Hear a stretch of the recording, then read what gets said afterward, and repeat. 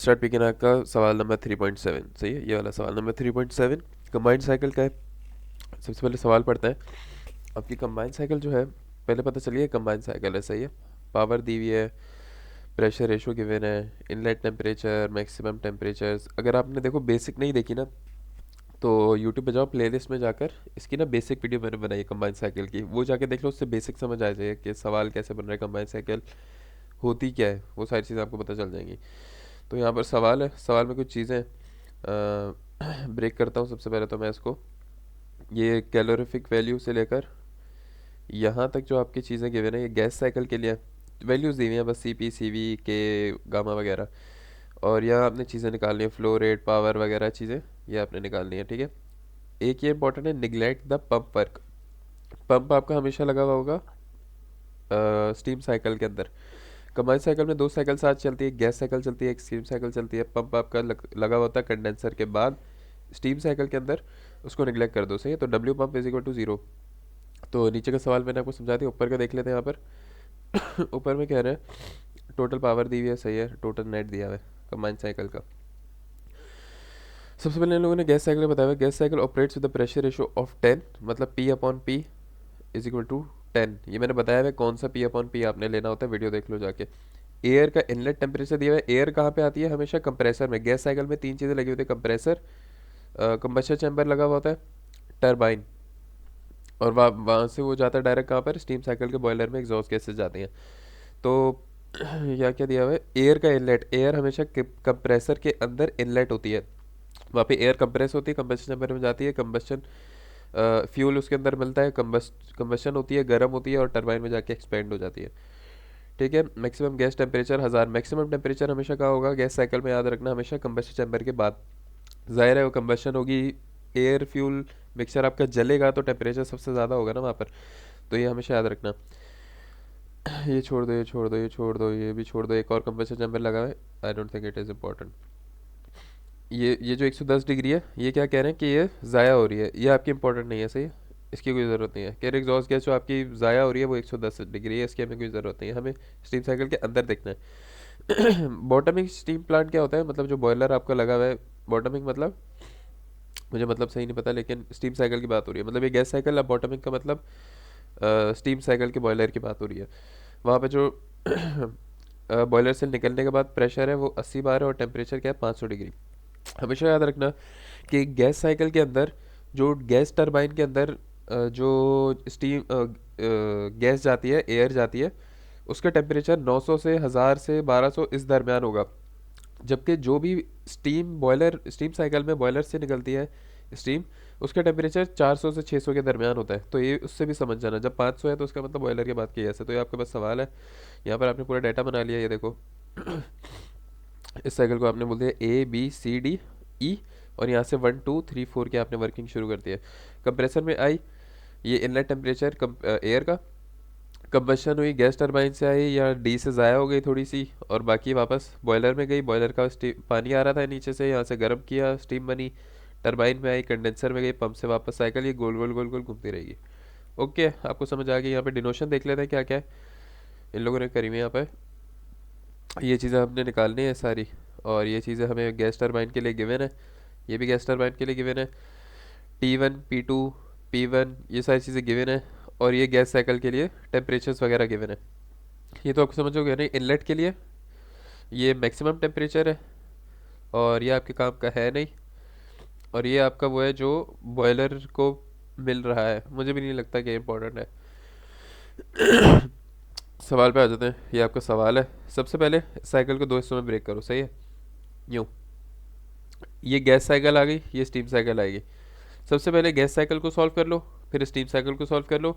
Gas cycle को solve करने का क्या मतलब है? आपने किसी भी तरह गैस साइकिल का डब्ल्यू नेट निकालना है कि कितना वर्क डन हो रहा है, और किसी भी तरह स्टीम साइकिल का डब्ल्यू नेट निकालना है। ओके, एंड में दोनों को प्लस कर देना, दोनों का डब्ल्यू नेट टोटल आ जाएगा, ठीक है। अब गैस साइकिल को सॉल्व करते हैं। देखो गैस साइकिल में क्या होता है, आपका एयर और फ्यूल आता है। जब एयर और फ्यूल गैस वगैरह आइडियल गैस इक्वेशंस यूज़ करोगे आप, P V is equal to N R T use कर सकते हो। और हमारे जो गैस रेशोज़ होते हैं ये वाले, T upon T is equal to P upon P, gas cycle को सॉल्व करने के लिए आप ये चीज़ें यूज़ करोगे, ठीक है, इस तरह की चीज़ें। जबकि स्टीम साइकिल को यूज़ सॉल्व करने के लिए आप स्टेट्स यूज़ करोगे, जैसे हम करते हैं मोलियर चार्ट वगैरह। मोलियर चार्ट स्टीम टेबल होता है ही स्टीम के लिए, इसलिए आप ये चीज़ें यूज़ करोगे स्टीम के लिए और ये चीज़ यूज़ करोगे गैस साइकिल के लिए। ठीक है, तो कैसे सॉल्व हो रहा है यहाँ पे देख लेते हैं। यहाँ पर इसको मैं मिटा देता हूँ यहाँ पे, तो यहाँ पर आ जाओ। सबसे पहले T B upon T A is equal to P B upon P A, ये आपने फॉर्मूला लगाया, यहाँ से आपको टी ए पता था, सही, प्रेशर आपको पी बी भी पता था और पी ए भी पता है। प्रेशर रेशो जो है ना वो गिवन है आपको 10, सवाल में प्रेशर रेशो आपको गिवन है 10 का, यहाँ लोगों ने लिखा नहीं है, क्या देख लेते हैं। प्रेशर रेशो आपको 10 का गिवन है, सही है। प्रेशर रेशो की जगह आपने क्या रख दिया, 10 रख दिया, और यहाँ पे टी ए रखा। गामा की वैल्यू आपको पता है 1.4 होती है एयर के लिए, ज़्यादातर 1.4 ही लेंगे। यहाँ से आपके पास टेम्परेचर बी आ गया, सही है।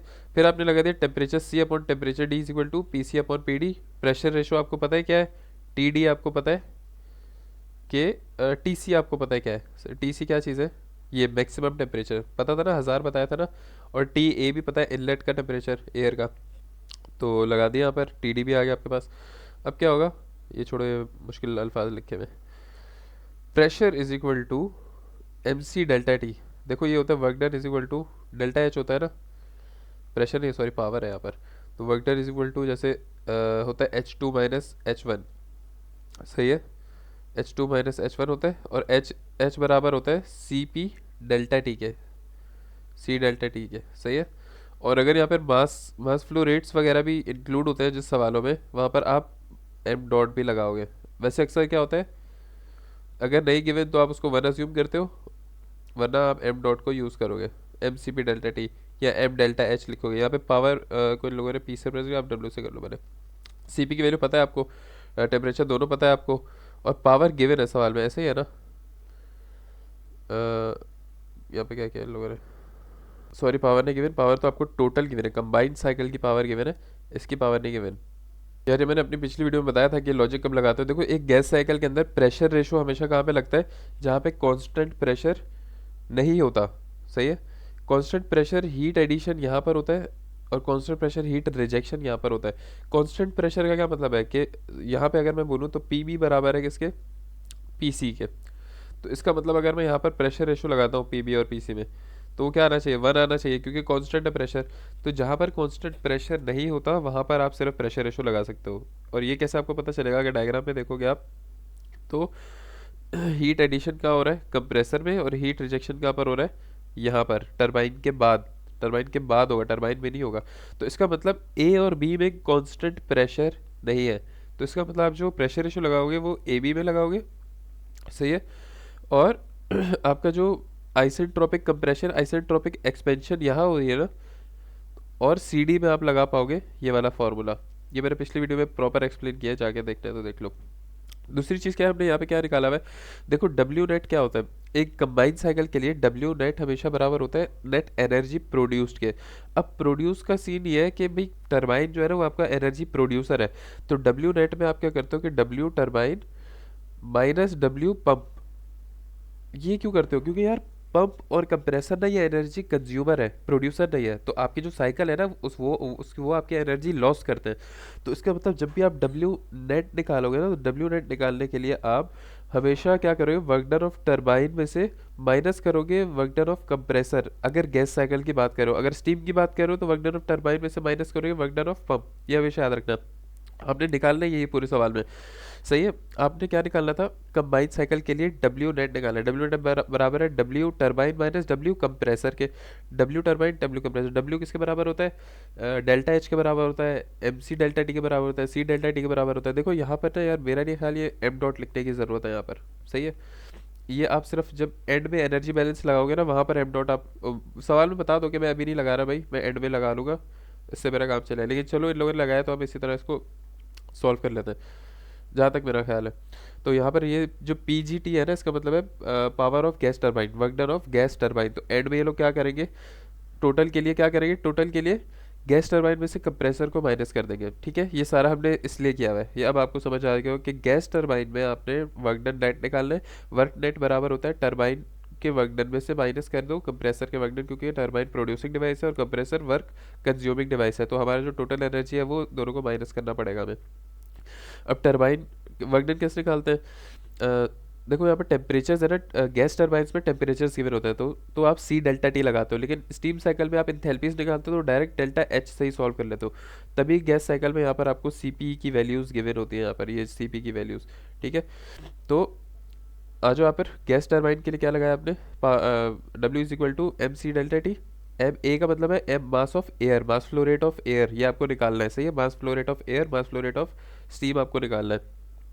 सीपी की वैल्यू आपको पता है, टी टेम्परेचर आपको पता है, T C minus T D क्यों लिए, क्योंकि जो बड़ा होगा वो पहले आ जाएगा, सीधी सी बात है, सही है। तो टी सी, सी और डी में से ज़्यादा टेम्परेचर सी का होगा, 1000 डिग्री था ना इसका, ज़ाहिर है डी में आने के बाद क्या होगा, ये एक्सपेंड होने के बाद टेम्परेचर लूज़ करेगा, जो कि ये सारा सवाल में क्यों है 659 केल्विन जो है ना, यहाँ पर आपने देखो ये निकाला हुआ है, ये रहा 659 केल्विन, किधर है, किधर गया, ये रहे अभी कैलकुलेट किया था, सही है। तो यहाँ से आपके पास टरबाइन के लिए आ जाएगा, टरबाइन के लिए आपने ये इक्वेशन बन गई आपकी। अच्छा, इक्वेशन नहीं बनती अगर आप ये मास फ्लो रेट नहीं निकालते ना एयर का, तो इक्वेशन नहीं बनती, ये डायरेक्ट वैल्यू आ जाती। तो आप एक काम कर सकते हो कि आप मास फ्लो रेट को अभी नहीं लिखो, सही है, अभी आप सभी से सॉल्व कर लो, एंड में जाके खुद ही मल्टीप्लाई करा देना, क्या यार ये मैंने सॉल्व नॉर्मल के लिए सॉल्व किया है, एंड में आप मास फ्लो रेट से मल्टीप्लाई करा देना, क्योंकि थोड़ा कन्फ्यूजिंग हो रहा है। कंप्रेसर के लिए, कंप्रेसर कहाँ से कहाँ तक है, ए से बी के लिए, बी में टेम्परेचर ज़्यादा होगा, ए में ज़्यादा होगा, भाई बी में ज़्यादा होगा, क्यों? वैसे तो आपको लिखा हुआ दिख रहा होगा भाई बी में ज़्यादा, ए में अभी आपने कैलकुलेट किया ना, जो ज़्यादा उससे माइनस करा देना। ठीक है, तो टी बी माइनस टी है, माइनस हो गया, ये आपका कंप्रेसर आ गया, इन दोनों को माइनस करोगे नेट आ जाएगा, ये आपका गैस साइकिल सॉल्व हो गई, ख़त्म बात, सही है। अब आप स्टीम साइकिल सॉल्व करो, एक चीज़ आपने जो कनेक्शन है ना यार, ये कनेक्शन आप लोगों ने गौर से रखना है, ये कनेक्शन ये बता रहा है कि energy out of gas cycle बराबर है energy in of steam cycle. इसका मतलब हमने जो पूरा एग्जॉस्ट है ना, टरबाइन के एग्जॉस्ट पाइप, वो डायरेक्ट बॉयलर में लगा दिया कि भाई जितनी एनर्जी टरबाइन में से आ रही है ना गैस साइकिल में से, वो जा रही है कहाँ पर, वो जा रही है डायरेक्ट बॉयलर के अंदर से। ये फ्रिक्शन लॉस तो हटा दो, वो अलग चीज़ है, लेकिन जो हमारी साइकिल के अंदर की जितनी भी एनर्जीज है ना, वो डायरेक्ट की डायरेक्ट गैस साइकिल में से कहाँ जा रही है, स्टीम साइकिल में जा रही है। आ जाओ आगे, स्टीम साइकिल सॉल्व करते हैं। स्टेट वन में क्या है गिवन है, प्रेशर टेम्परेचर गिवन है, मोलियर चार्ट में जाओगे इंथैल्पी और S1 आ जाएगा। अगर ये चीज़ें मोलियर से नहीं निकलती तो स्टीम टेबल से जाके निकालो। ठीक है, H1 S1 आ गया। स्टेट थ्री पे आ जाओ, आपको प्रेशर ऑफ कंडेंसर दिया हुआ है, ठीक है, प्रेशर ऑफ कंडेंसर आपको गिवन है, कंडेंसर का प्रेशर गिवन है, और एक और चीज़ हमें पता है कंडेंसर का इनलेट और आउटलेट का प्रेशर सेम होता है, क्योंकि क्या है constant pressure heat rejection, P2 बराबर है P3 के, P4 बराबर है P1 के, क्योंकि बॉयलर के अंदर बॉयलर का आउटलेट का प्रेशर सेम होता है, कांस्टेंट प्रेशर हीट एडिशन और हीट रिजेक्शन यहाँ पर होती है। और इंट्रोपी में क्या होता है, S1 बराबर होगा किसके, S2 के, और S3 बराबर होगा किसके, S4 के, क्योंकि जो आपकी डायग्राम है वो इस तरह की बनती है ना, ये देखो ये S है, ये S1 है, ये S2 है, ये दोनों बराबर है, ये देखो ना यूँ नीचे आ रहे हैं, S1 बराबर है S2 के, अगर S यहाँ पर चेंज हो रहा है तो S बराबर है, इसी तरह पंप में 3 और 4 बराबर है। ओके, ये आपको समझ आ गया, तो ये हम लोग यहाँ पे आगे इस यहाँ पर यूज़ करेंगे, क्योंकि हमें P1 पता है, तो P1 में यार इस सवाल में अज्यूम कर रहा हूँ कि आपको बेसिक पता है कि यार यहाँ पर लाई करता है तो हम किस तरह स्टेट सॉल्व करते हैं, इस सेचुरेशन लाइन पे पॉइंट लाई करते हैं तो हम किस तरह सॉल्व करते हैं, ये आपको पता होगा। यहाँ पर आप सॉल्व करते हो H is equal to H F plus X H F G के, क्योंकि ये इसके रीजन के अंदर लाई करो, ये सेचुरेशन लाइन के ऊपर होता है, तो आप डायरेक्ट निकालते हो कि H is equal to H F at certain pressure, ये मैं अज्यूम कर रहा हूँ कि आपको आता है। तो स्टेट थ्री कौन सी आपकी, स्टेट थ्री आपकी होती है 1 2 3 ये वाली, तो यहाँ पर क्या है डायरेक्ट निकल जाएगा, H और V किसके बराबर हो जाएंगे, H F at condenser pressure, H F at P2 P3 के बराबर है ना, तो 0.1 पे एच एफ और वी एफ आपने निकाल लिया डायरेक्ट। ओके, स्टेट टू की अगर हम बात करें तो कंडेंसर प्रेशर हमें पता है क्योंकि उसके बराबर है, P2 बराबर है P3 के, और S1 बराबर है S2 के, S1 हमने यहाँ से निकाल लिया, तो यहाँ से मोलियर चार्ट से H2 और X2 क्वालिटी भी आ जाएगी और इंथैल्पी भी आ जाएगी। स्टेट फोर कौन सी है, स्टेट फोर आपकी होती है ये वाली स्टेट फोर, ये कैसे निकालते हैं, ये हम अक्सर पंप वर्क से निकालते हैं। पंप वर्क बराबर है H4 माइनस H3 के, H3 हमें पता होता है, पंप वर्क हमारा 0 है, तो H4 हमारा बराबर हो गया H3 के। क्वाइट सिंपल, पंप वर्क हमारा 0 क्यों नहीं है यार, ये क्या किया हुआ है यहाँ पर? तो इन लोगों ने बोला हुआ नेग्लेक्ट पंप वर्क, तो आई गेस शायद हो सकता है सॉल्व करने में थोड़ी गड़बड़ हो। तो यहाँ पर ना आपने क्या रखना है, अगर निगलेक्ट पंप वर्क है तो यहाँ डब्ल्यू पी को आपने 0 रखना है। 0 रखने के बाद क्या होगा, डायरेक्ट इंथैल्पी एक दूसरे के बराबर आ जाएगी यार। तो अगर पंप वर्क 0 है तो आपको ये लगाने की ज़रूरत ही नहीं है, आप डायरेक्ट यहाँ पर 0 लगाओ और H3 बराबर हो जाएगा H4 के, और अपनी यहाँ पर सुकून से स्टीम साइकिल को सॉल्व कर लो। लेट्स अज्यूम कि पंप वर्क आपका 0 नहीं है जो यहाँ पर सॉल्व हुआ है। तो कैसे करते हैं हम, WP किसके बराबर, देखो वर्क डन किसके बराबर होता है, डेल्टा H के, MC डेल्टा T के, और V डेल्टा P के भी बराबर होता है। ये क्या है, वॉल्यूम, स्पेसिफिक वॉल्यूम होता है गैस। V3 आपने यहाँ पर निकाला हुआ है, सही है। और यहाँ पर क्या आ जाएगा, P3 माइनस P4। ये भी मैंने समझाया हुआ यार कि ये वर्क डन कैसे आता है, मैंने शायद जो साइकिल्स के स्टार्ट में मेरी वीडियो देखना कोई, उसमें मैंने ये सारा समझाया हुआ है कैसे आता है। तो डब्ल्यू पंप वर्क आ गया आपका, डब्ल्यू पंप वर्क यहाँ पे डालोगे तो H3 आपको पता है, H4 आ गया आपका। ओके, सारी इंथैल्पीज आ गई। पावर ऑफ स्टीम साइकिल किस बराबर है, डब्ल्यू नेट बराबर है power W of turbine minus W of pump. Okay, तो ये आपका नेट, ब्रो ये क्या लिखा हुआ है भैया भैया, हाँ भाई, स्टीम साइकिल किसके बराबर होती है, W turbine minus W pump. तो टर्बाइन है 1 और 2 में, और पंप लगा हुआ है 3 और 4 में, सही है। तो टर्बाइन लगा हुआ है 1 और 2 में, और ये लगा हुआ है 3 और 4 में, सही है। जिसकी बड़ी होगी उसको पहले माइनस कर देना। स्टीम साइकिल में सिर्फ मास ऑफ स्टीम घूमेगी, सही है, इसलिए यहाँ पर इसको भले आपने नहीं लिखना है, एंड पे लिख देना, आपकी मर्जी है। एंड पे कैसे करेंगे, आप जाके देखो 10 का 76 है, ये 10 का 96 97 है, वो मैंने वीडियो डाली है, उसमें मैंने समझाया हुआ है कि एंड में आप कैसे करते हो उसको।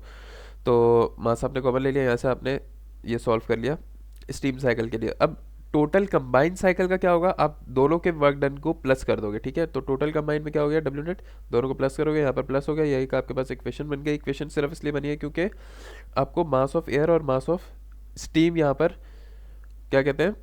अच्छा हाँ, ये देखो यार, आपको टोटल नेट सवाल में गिवन था 300 नेट गिवन था आपको, तभी आपने इक्वेशन वाइज सॉल्व किया यहाँ पर, ताकि आप किसी भी तरह मास ऑफ एयर और मास ऑफ स्टीम जो है वो निकाल सको, फ्लो रेट को। तो यहाँ से आपके पास एक अच्छी इक्वेशन बन गई, जैसे ये गिवन था, ये आपने प्लस किया, ये एक इक्वेशन ये बन गई। अब एनर्जी बैलेंस लगा देते हैं। बॉयलर में क्या हो रहा है भाई,